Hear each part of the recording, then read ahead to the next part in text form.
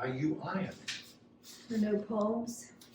I think these editors would at least have some respect for paper.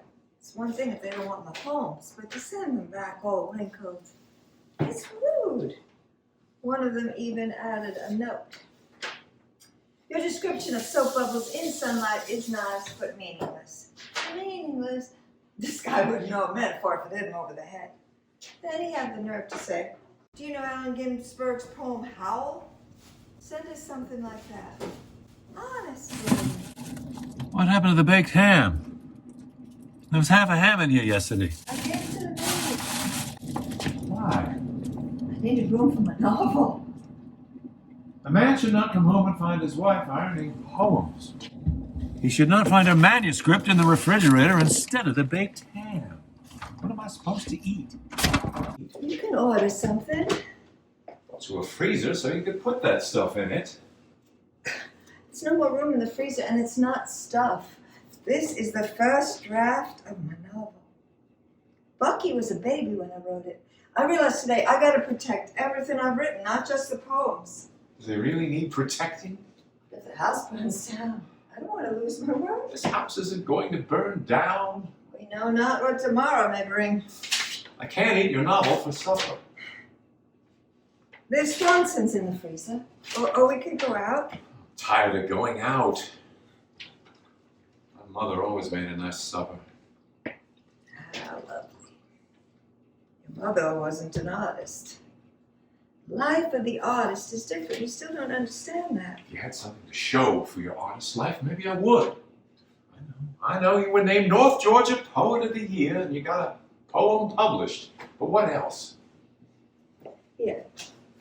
Here's what I have to show for it. Okay, forget it. No, I won't forget it. These poems are my life.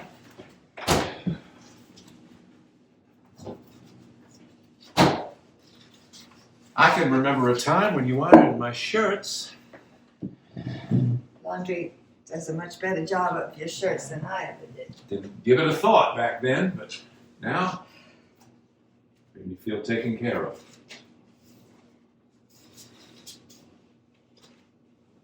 How was your day? We got an interesting new client. A young fella who says he's an atheist, but wants to register as a conscientious objector. Did you tell him you're a veteran? No, I wouldn't want to fight in Vietnam either. Well, I guess atheists have a conscience too. Mm. Will he win his case? Not here. But he's willing to go after an appeal. Then you never know. It's a strange time we're living in. How was your day? I thought about adverbs today. Sometimes I think they're the enemy of good writing. You try to resist them, but they creep up on you so exquisite, so right, that the battle is lost. Relentlessly. Threateningly. Thrillingly.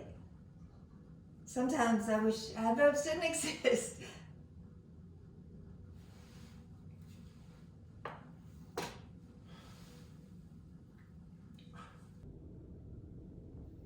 I can't keep on like this. You're being dramatic, Tom. We have our understanding. You can have your other woman as long as you come home every night. I've been patient. It's been 2 years since I filed for divorce. I'm tired of waiting. All you have to do is sign this paper and the divorce will be final. You have to sign it. No, I don't. Marion.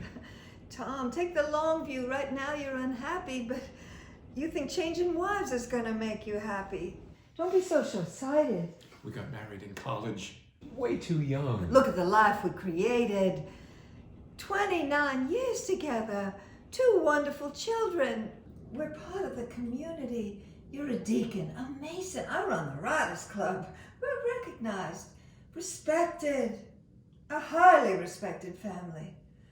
I don't want that taken away from me. We haven't touched each other in years. We don't love each other. The long view, Tom. Take the long view. We were happy once. We were ignorant and naive. We were happy. So we grew apart, and that happens. Now you're feeling restless. You feel life is passing you by. Well, that's what life does. It passes us all by. And then we'll be 80 years old and we'll have each other. We'll have grandkids and great-grandkids, and you'll have me to take care of you. You'll be thankful and you'll be happy again. I may not live to be 80. I could fall over dead tomorrow. Do you think you'd live the next 30 years alone? I would hope not. Right. You'd find somebody else. Marion, I can't share your dream about this future we'll never have. I don't believe in it. It's your fantasy. And what is your fantasy? Being part of a couple that cares deeply about each other, that surprises each other, that shares the same values. Somebody you love being in bed with. It won't be much longer till the state legislature approves no-fault divorce. You might as well sign it. I can't. Tom, you don't know what it's like for single women, divorced women. People think you're pathetic. Some women think you want to steal their husbands. And how am I supposed to support myself? You'll get alimony. Oh, great. We both get to live like grad students. No more nice big house. I'm thinking of joining a private law firm. That way, we'd be comfortable. I see. I never thought I'd see you in a private law firm. You'd do that for her? We can't work in the same office.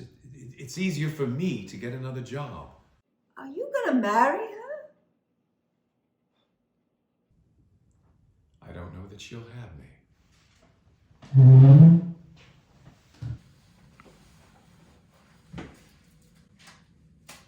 You agreed not to smoke in the kitchen. Sorry. I forgot. Tom, whatever you think of me, I really do have your best interests at heart. When I say this, it's because I care about you.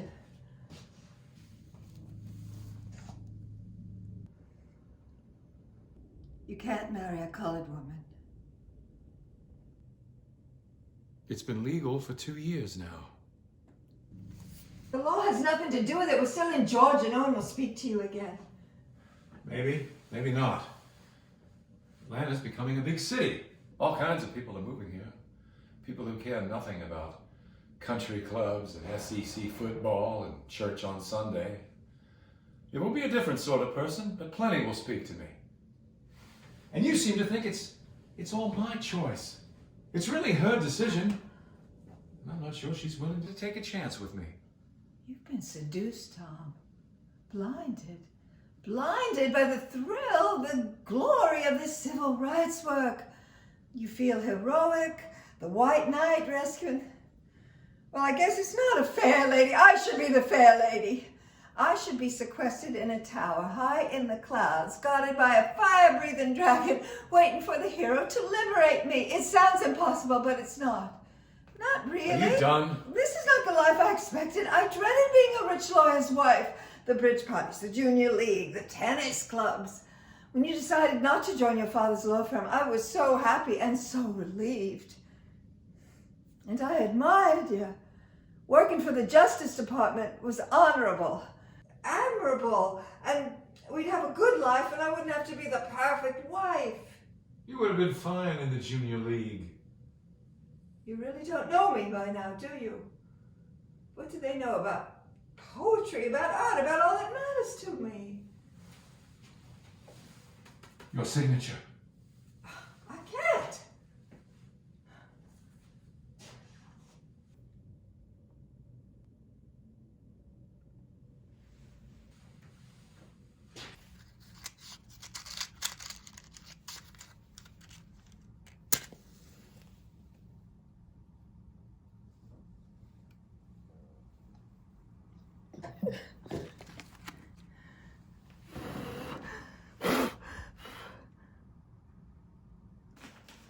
Why did you do that?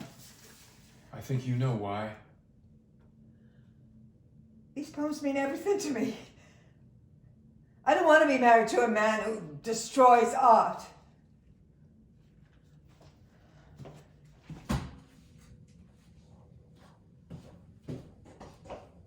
Thank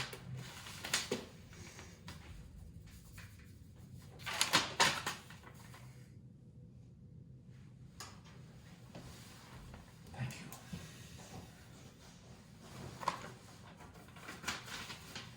Oh. I am hungry. Let's go to a restaurant. You coming? No, you go on without me. I've got work to do here.